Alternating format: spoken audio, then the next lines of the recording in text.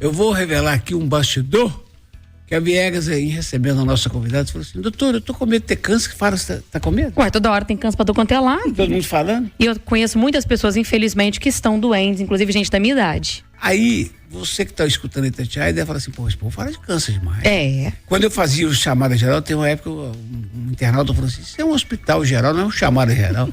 Mas sabe por quê? Você falou que conhece muita gente que teve câncer. Que está com câncer nesse momento, tratando. Esse locutor que você fala tratou de um câncer de próstata. Essa médica que nós vamos receber tratou de um câncer de mama.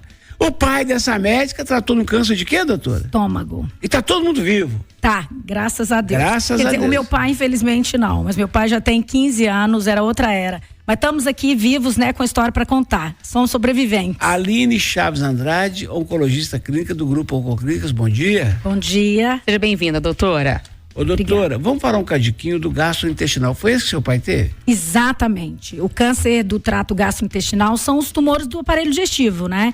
Então é importante a gente enfatizar. O mais comum é o de intestino grosso, que todo mundo fala assim: teve câncer de intestino. Já fica subentendido que é o grosso, mas também é muito comum de estômago, que foi o que infelizmente meu pai teve, mas há 18 anos atrás. Era outra ciência, ele operou, chegou a ficar curado, depois a gente acompanhou, teve essa recidiva. Então fica um alerta, o câncer de estômago é um câncer muito comum no Brasil. Mais cedo eu mandei um abraço aqui para Mara Andrade, que é gastroenterologista lá da Biogastro. De vez em quando eu faço consulta com ela, estava escutando: vocês me alegram meu dia e tal. E lá tem o doutor Rodrigo Rosa, que é excelente, que me acompanha. De vez em quando eu vou lá para ele fazer uma coluna.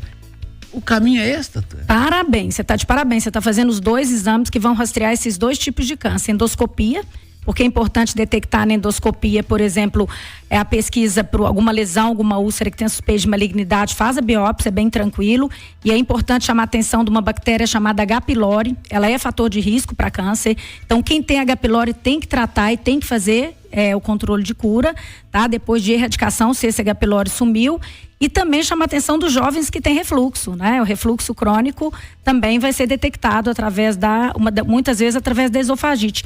E a colono, que é um exame chato que todo mundo corre dele, salva vidas, né? Porque a gente pode detectar o câncer de intestino ali precoce com achados na coluna. Doutora, o Eduardo falou assim que eu tô assustada com essa história do câncer. Eu assisto muita coisa, gosto muito, né, de filmes, séries, essas coisas, e tem muitas pessoas doentes também nesses produtos, né?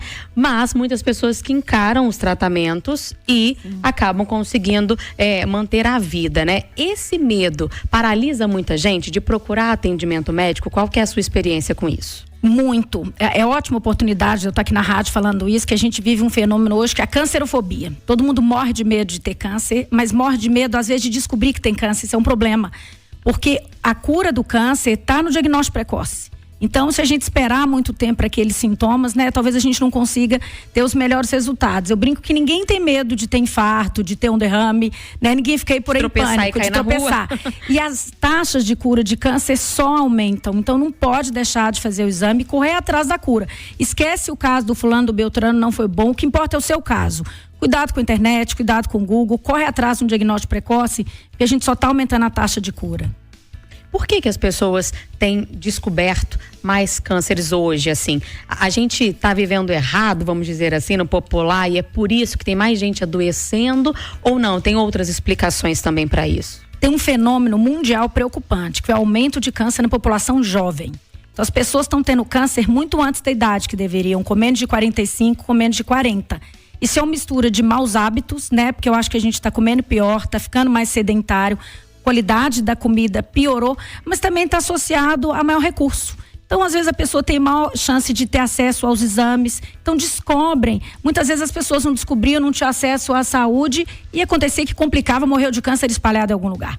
Então, é isso. Tem sim a associação com os hábitos de vida que pioraram muito, mas também com acesso aos recursos que a gente está descobrindo. Tem 3 coisas que o tempo todo mundo fala. Hereditariedade também, mas principalmente cigarro, obesidade e comida.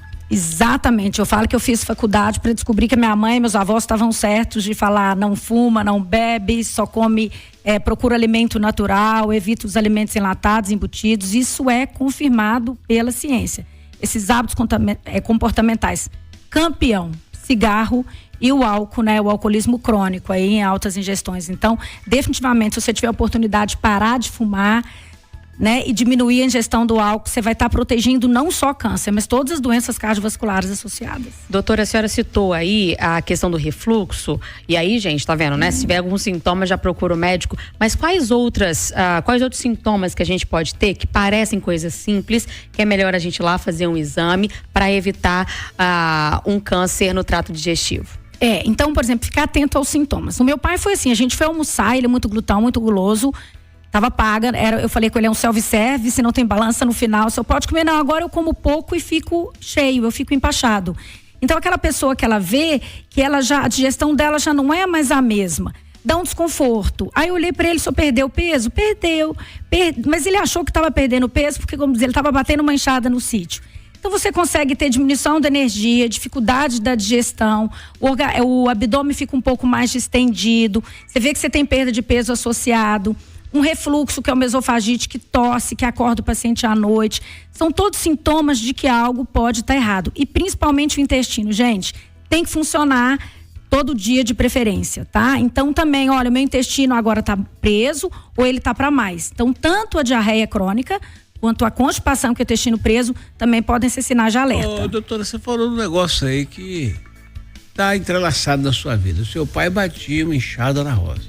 O seu marido cansou da cidade grande, tá querendo ir pra roça. Bater uma enxada pode ser útil primeiro no suar, no exercício e depois no relaxar? Exatamente. Atividade física. O que está acontecendo? O homem está ficando, na modernidade, cada vez mais acomodado. A gente está fazendo menos atividade física.